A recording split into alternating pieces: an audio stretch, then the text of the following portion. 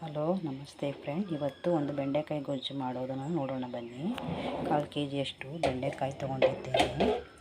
ಇದಕ್ಕೆ ಕಾಳುಗಳು, ತೆಂಗಿನಕಾಯಿ, ಕೊತ್ತಂಬರಿ ಸೊಪ್ಪು, ಟೊಮೊಟೊ ಒಂದು 4, 1-2 ಸ್ಪೂನ್ ಸಾಂಬಾರು ಪುಡಿ, 1 ಈರುಳ್ಳಿ, 1 ಗಡ್ಡೆ ಬೆಳ್ಳುಳ್ಳಿ, ಇಷ್ಟು ರುಬ್ಬಲಿಕ್ಕೆ ಹುಣಸೆಹಣ್ಣು, ಒಂದು ಅರ್ಧ ನಿಂಬೆಹಣ್ಣಿನ ಗಾತ್ರ, ಒಗ್ಗರಣೆಗೆ ಸಾಸಿವೆ ಜೀರಿಗೆ 1 ಚಮಚ, ಕಡಲೆಬೇಳೆ ಉದ್ದಿಬೇಳೆ 1 ಚಮಚ, ಮೆಣಸಿನ್ಕಾಯಿ 3, ಈರುಳ್ಳಿ 1 ಒಗ್ಗರಣೆ ಮಾಡೋಕ್ಕೆ.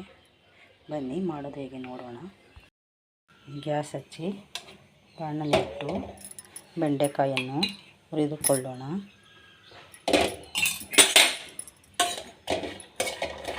ಬೆಂಡೆಕಾಯನ್ನು ಚೆನ್ನಾಗಿ ಹುರಿದುಕೊಳ್ಳೋಣ.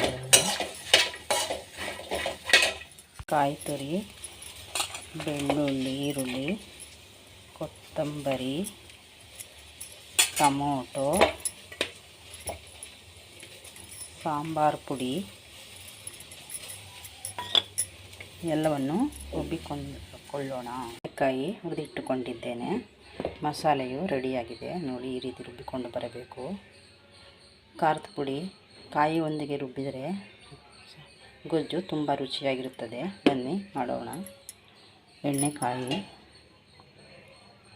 ಗ್ಯಾಸ್ ಹಚ್ಚಿ ಬಾಣಲೆ ಇಟ್ಟಿದ್ದೇನೆ. ಎಣ್ಣೆ ಕಾದಿದೆ. ಇದಕ್ಕೆ 1 ಚಮಚ ಸಾಸಿವೆ ಜೀರಿಗೆ, ಕಡಲೆಬೇಳೆ, ಉದ್ದಿನಬೇಳೆ, ಈರುಳ್ಳಿ, ಮೆಣಸಿನಕಾಯಿ ಎಲ್ಲವನ್ನು ಹಾಕೋಣ.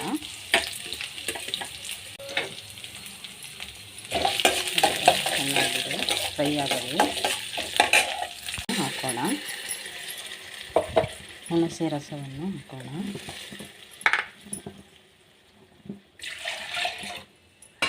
ಎಷ್ಟು ನಮಗೆ ಗಟ್ಟಿ ಬೇಕು ಅಷ್ಟು ನೀರನ್ನು ಹಾಕಿಕೊಳ್ಳೋಣ. ಎಲ್ಲವನ್ನು ಮಿಕ್ಸ್ ಮಾಡಿ 1 ಸ್ಪೂನ್ 1.5 ಸ್ಪೂನ್ ಅಷ್ಟಿದೆ. ಇಷ್ಟು ಹಾಕಿದರೆ ಇದಕ್ಕೆ ಸರಿಯಾಗಿರುತ್ತದೆ. ಮಾಡಿ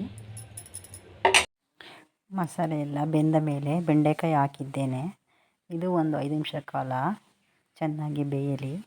ಬೆಂದರೆ ಬೆಂಡೆಕಾಯಿ ಗೊಜ್ಜು ರೆಡಿಯಾಗುತ್ತೆ. ನೋಡಿ, ಗೊಜ್ಜು ಚೆನ್ನಾಗಿ ಬೆಂದು ರೆಡಿಯಾಗಿದೆ. ತುಂಬ ರುಚಿಕರವಾಗಿರುತ್ತದೆ. ಒಮ್ಮೆ ಮಾಡಿ ನೋಡಿ. ಇದು ದೋಸೆಗೆ, ಅನ್ನಕ್ಕೆ, ಮುದ್ದೆಗೆ ತುಂಬ ಚೆನ್ನಾಗಿ